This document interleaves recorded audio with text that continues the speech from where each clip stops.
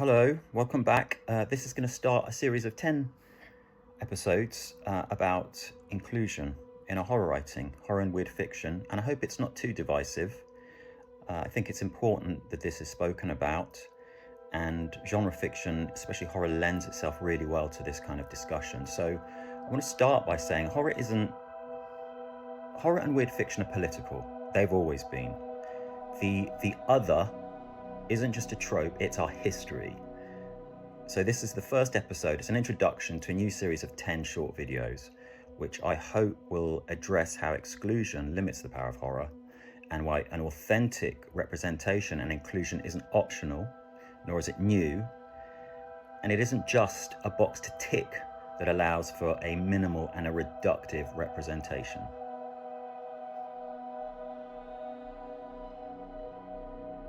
So let's be real. If you glance at the horror shelves in most big bookshops, or check film credits of mainstream horror over the last century, you'll see one overwhelming pattern. Straight, white, cis, male. From Poe to Lovecraft, from Stephen King to Clive Barker, from John Carpenter to James Wan, this is the lens that has dominated. Now, these writers are brilliant. Some have even themselves been othered in key ways. Barker, for example, as a gay man. But the overwhelming weight of horror's mainstream legacy has been shaped by straight, white male perspectives. And that's a problem, not because straight white men can't write horror, but because when one type of voice dominates, the genre gets distorted. Think of the way Trump's America is trying to rewrite education so that whole histories, fears, and truths are pushed out. And the result of that is a system that too often punches down, reducing marginalised people to metaphors, or worse, makes them the monster.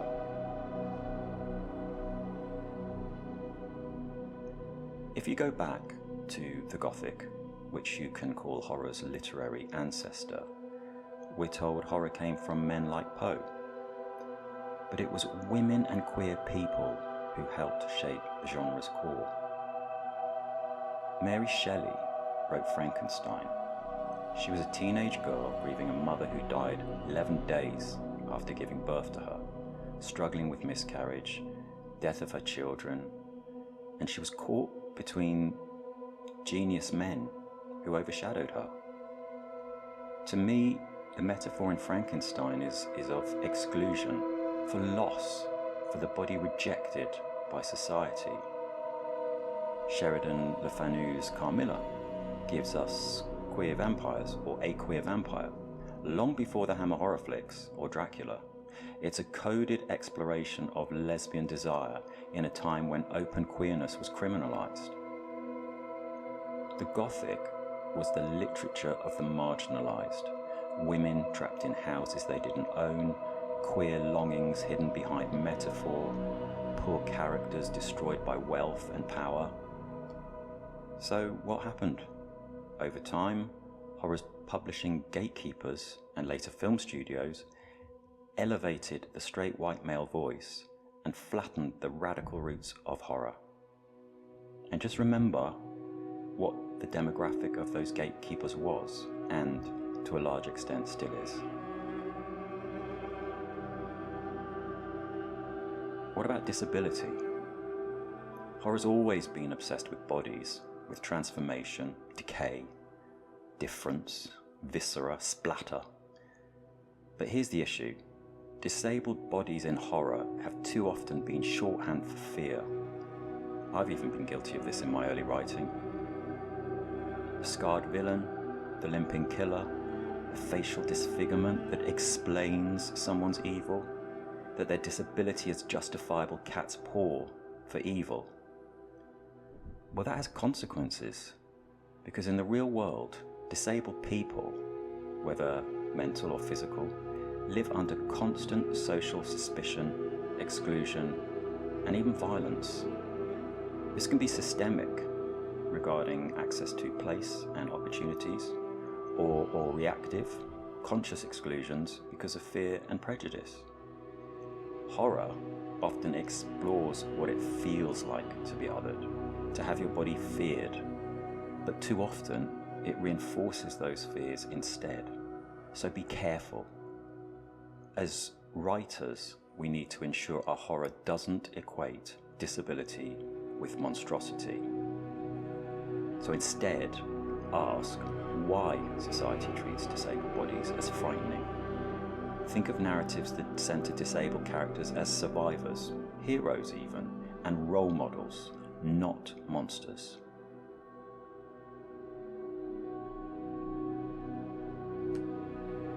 Here's one of horror's laziest and most damaging habits: using rape or sexual violence as a cheap way to add stakes or explain a woman's trauma.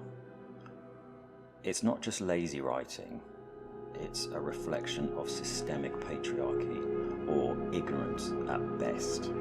I think there's no excuse for it. It suggests that a woman's suffering, specifically sexual suffering, is the only valid reason for her to have depth, for her to have agency or motivation, and it's chilling because it also treads a line where this is normalised in a society where women suffer violence in a more insidious way.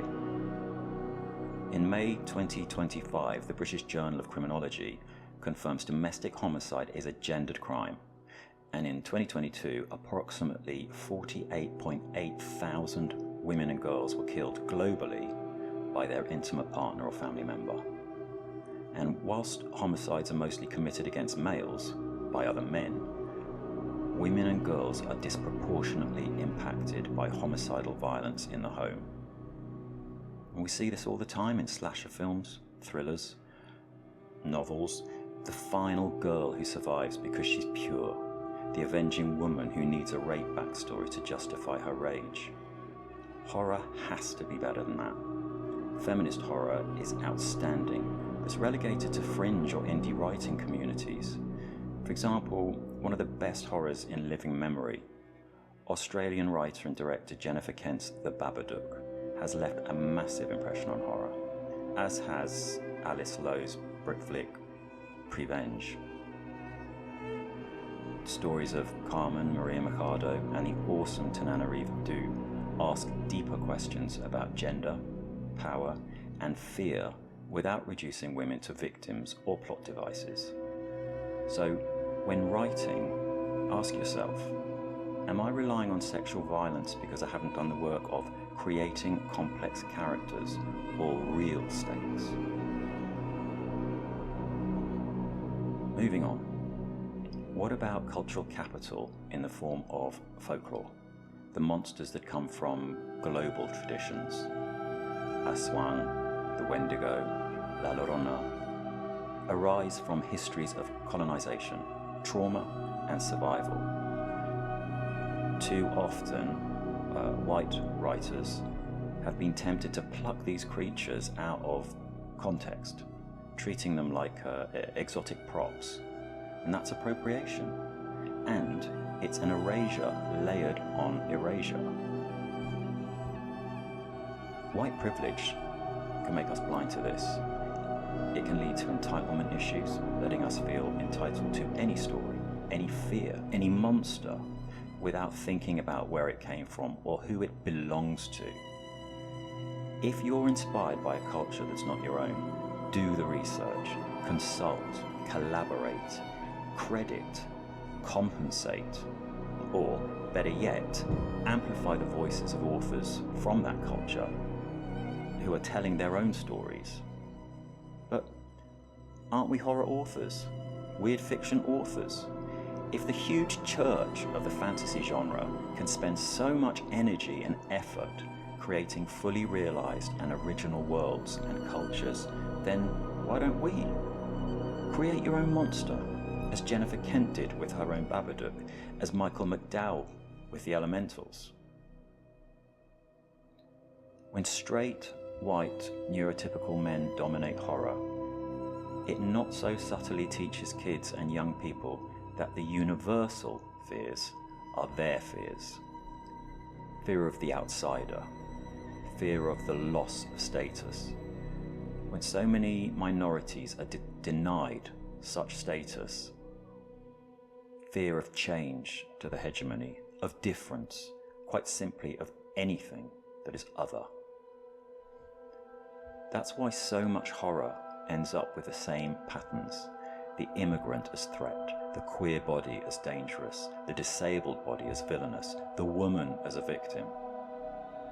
Horror's at its best when it's about survival, about injustice, about the truths we don't want to see.